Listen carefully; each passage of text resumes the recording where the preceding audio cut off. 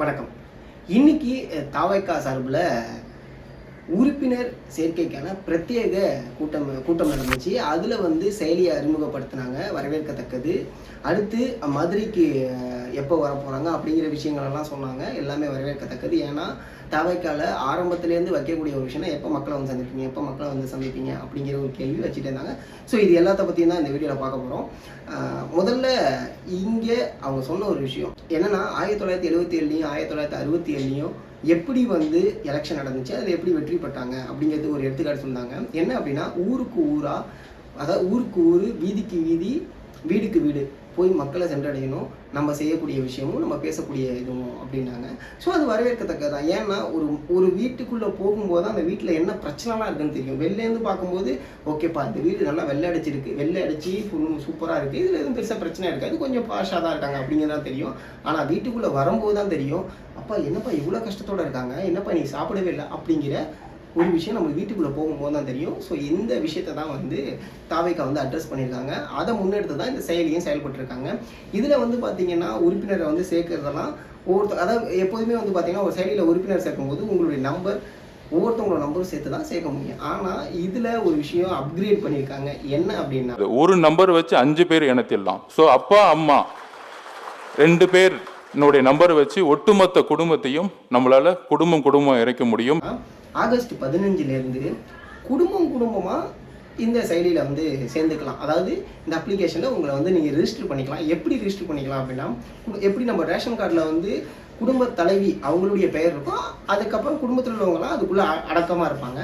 இதுக்குள்ளே அவங்களோட நம்பரை ரிஜிஸ்டர் பண்ணிட்டாங்க அப்படின்னா அது அவங்க குடும்பத்தில் உள்ள எல்லாரையுமே உள்ளே ஆட் ஆன் பண்ணிக்கலாம். ஸோ குடும்பமாக இந்த செயலியில் சேர்ந்துக்கலாம் அப்படிங்கிற ஒரு விஷயத்தை அட்ரஸ் பண்ணியிருக்காங்க. ஆனால் இது ஆகஸ்ட் 15க்கு அப்புறம் தான் பார்த்தீங்கன்னா சேர முடியும். ஐஃபோன், அதாவது iOSக்கு பார்த்தீங்கன்னா செப்டம்பர் மாதத்துலேருந்து இந்த செயலி செயல்பட ஆரம்பிக்கும் அப்படிங்கிற விஷயம் சொன்னாங்க. எல்லாமே வரவேற்கத்தக்கது.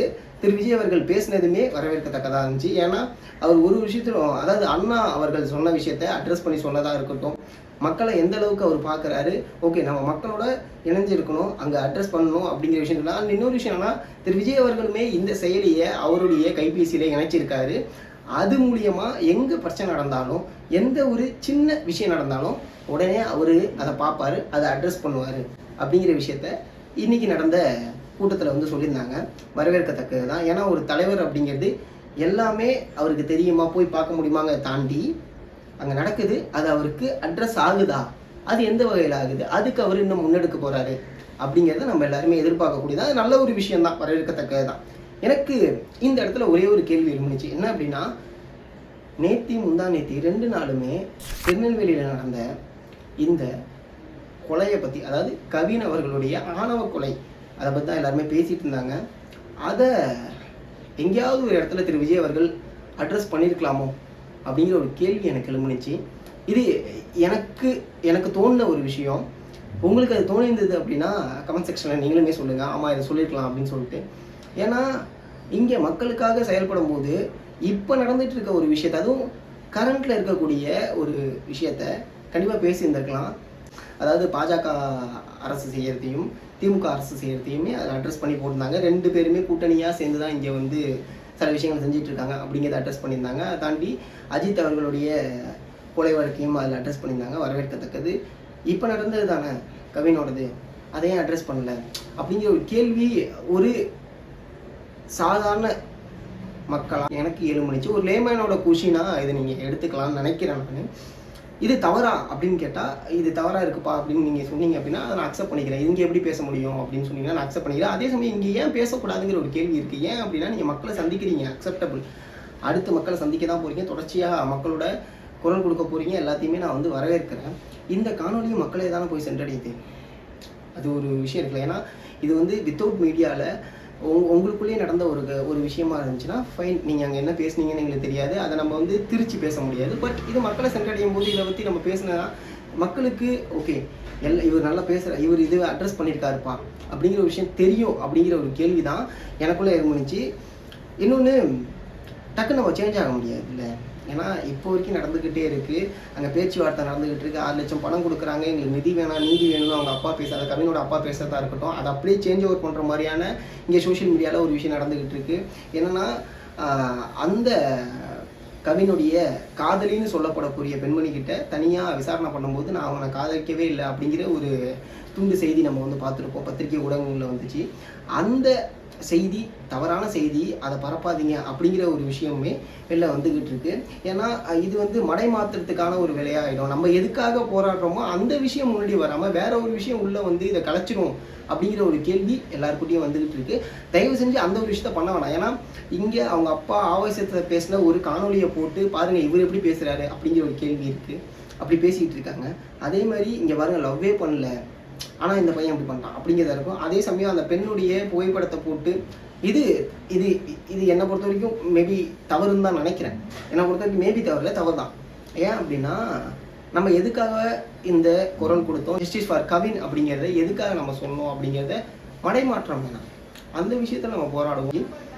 இவ்வளோ தூரம் நடந்துட்டு இருக்கும்போது இன்றைக்கி நடந்த நிகழ்ச்சியில் ஒரு அட்ரஸ் பண்ணியிருந்துருக்கலாமே, இன்னும் இது நடந்துகிட்டு இருக்கு, இது எப்போ தான் முடியும் அப்படிங்கிற ஒரு கேள்வி எழுப்பியிருந்திருக்கலாமே அப்படிங்கிற ஒரு கேள்வி எனக்குள்ள எழுப்பிட்டு தான் இருந்துச்சு. அண்ட் இன்னொரு விஷயம் என்னன்னா, இப்போ நடக்கக்கூடிய இந்த பொலிட்டிக்கல் கேம் சேஞ்ச் ஓவர் பண்ணுற மாதிரியான ஒரு விஷயம் வந்து சமீபத்தில் வந்துச்சு. என்ன அப்படின்னா, திரு ஓபிஎஸ் அவர்கள் விஜயோடைய கூட்டணியில இணைய போகிறாரு அப்படிங்கிற ஒரு நியூஸ் வந்துக்கிட்டு இருக்கு.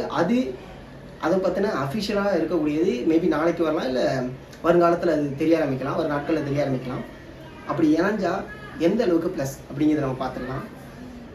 திமுக அதிமுக இந்த இரு கட்சிகள் ஜெயிக்கிறதையும் தோக்கிறதையும் ஆளுங்கட்சியாகவும் எதிர்கட்சியாகவும் இருக்கிறத நம்ம பார்த்துருக்கோம்.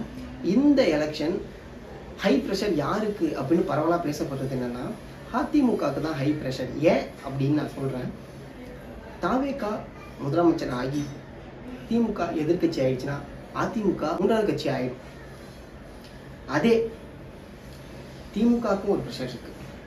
என்ன அப்படின்னா, தாவேகா ஜெயிச்சு திமுக எதிர்கட்சி ஆயிடுச்சா, என்னப்பா மூன்றாவது கட்சியாக வந்துச்சு இன்னைக்கு முதல் கட்சியாக மாறிடுச்சு அப்படிங்கிற ஒரு கேள்வி எழும்பும்ல, ஆளுங்கட்சி ஆயிடுச்சு அப்படிங்கிற ஒரு கேள்வி. இந்த ரெண்டு பேருக்குமே ப்ரெஷர், பட் அதிக ப்ரெஷராக இருக்கிறது அதிமுகவுக்கு தான். ஏன்னா எதிர்கட்சியாக இருக்கணும், இல்லை ஆளுங்கட்சியாக இருக்கணும். மூணாவது கட்சியாக மாறிட்டா இத்தனை வருஷமாக கட்டி காத்த கட்சி இப்படி போயிடுச்சாப்பா அப்படிங்கிறது. இதில் ஓபிஎஸ் தாவேகா கூட இணைஞ்சிட்டாரு அப்படின்னா ஒரு பெரிய ப்ளஸ். ஏன் அப்படின்னா ஓபிஎஸ் அவருக்கான ஒரு வங்கி இருக்குல்ல, ஓட்டு வங்கி, அந்த வங்கி தாவேகா கூட இணையும் போது இன்னும் தாவேகாவுக்கு வெற்றி சதவீதம் அதிகரிக்கும் அப்படிங்கிற ஒரு விஷயம் இருக்குது. நல்லது தான். இது பேச்சுவார்த்தை நடந்துகிட்டு இருக்குது. எந்த அளவுக்கு ஏற்றுப்பாங்க. ஆனால் முதலமைச்சர் வேட்பாளராக திரு விஜய் அவர்கள் தான் இருப்பார் அப்படிங்கிறத அழுத்தம் திருத்தமாக அவர் ஆரம்பத்திலே சொன்னது தான். ஏன் அப்படி இந்த விஷயம் பேசுனாங்க அப்படின்னா, மோடி வரும்போதும் சரி, அமித்ஷா வரும்போதும் சரி, ஓபிஎஸ் போய் சந்திக்க முடியல. அந்த ஓபிஎஸ் டீமில் இருக்கக்கூடியவங்களாம் வருத்தப்படக்கூடியதுனா எந்த அளவுக்கு நம்ம வந்து பாஜகவுக்கு சப்போர்ட் பண்ணுறோம். ஆனால் பாஜக வந்து எந்த அளவுக்குமே நம்மளுக்கு சரிப்பட்டு வர மாட்டேங்குது, நம்ம ஏன் தாவேகா கூட இணையக்கூடாது அப்படிங்கிற ஒரு பேச்சுவார்த்தை நடந்துகிட்டு இருக்கிறதா ஊடகங்களில் சொல்லிட்டு இருக்காங்க. அதை பார்க்க முடியுது. பட் இது நடந்ததுன்னா ஒரு நல்ல விஷயம் தான். இன்னும் கொஞ்சம் ஒரு மவுண்ட் எகுறதுக்கான வாய்ப்பு இருக்குது தாவேகாவுக்கு. ஸோ இன்னைக்கு நடந்த ஒரு விஷயத்த பார்க்கும்போது எனக்குள்ளே தோணுது இதுதான். இதை நீங்கள் அட்ரஸ் பண்ணுறீங்க, இதை நீங்கள் கேட்குறீங்க அப்படின்னா நல்லது தான். மக்களை சந்திக்கிறது நல்லது தான். ஃபஸ்ட்டே சொன்ன மாதிரி வெளியில இருந்து வீட்டை பார்க்குறதோட வீட்டுக்குள்ளே வந்து ஒரு வீடை பார்த்தா தான் தெரியும் அவங்க என்ன சூழலில் இருக்காங்க, அவங்க மனநிலை என்ன நிலமையில இருக்குது அப்படிங்கிறது தெரிய ஆரம்பிக்கும். ஸோ இதுதான் இன்றைக்கான வீடியோ. இதில் உங்களுக்கு நான் சொன்னது சரி அப்படின்னா கமெண்டில் பண்ணுங்கள். இல்லை இந்த ஒரு விஷயம் தவறாக சொல்லிட்டீங்க அப்படின்னா சொல்லிங்க. வருங்காலங்களில் அதை நான் திருத்திக்கிறதுக்கு விரும்புகிறேன். நன்றி.